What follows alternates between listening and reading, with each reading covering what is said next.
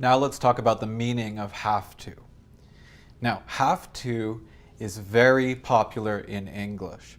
We use have to when we talk about outside obligations. What is an obligation? Well, an obligation is something you can't choose yes or no. No, you can't choose. You must do it. You have no choice. So maybe this is a law. A law is a country rule. Maybe a school rule. Maybe a rule in a game. Sometimes we use have to because people with authority, power, people with authority said something to me or us. Maybe a person with authority is a police officer, your teacher, your mother or father, right? This is a person with authority. And finally, sometimes an outside obligation comes from your job, your work, your school.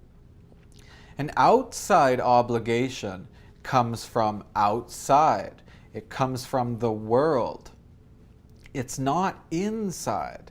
Inside is your feeling. You decide the obligation. We will talk about inside obligations later, but outside obligations, work or school or the country rules, laws, we use have to. Let's look at some examples. I have to stay late at work tonight. I don't decide this. This is not my choice. This is an obligation from my job.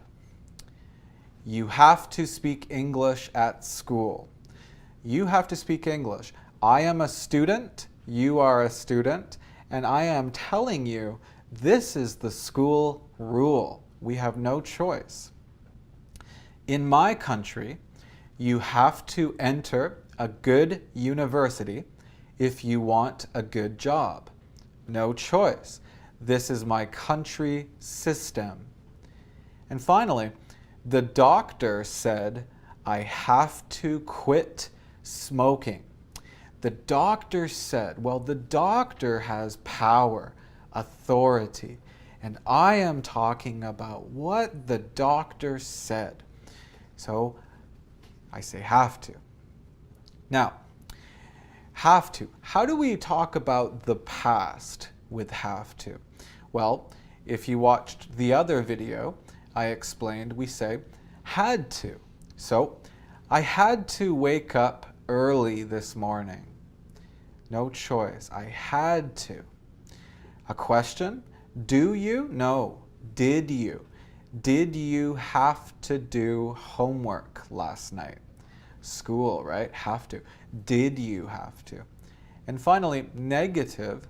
He didn't have to do that. He doesn't? No. He didn't. Past tense. He didn't have to do that.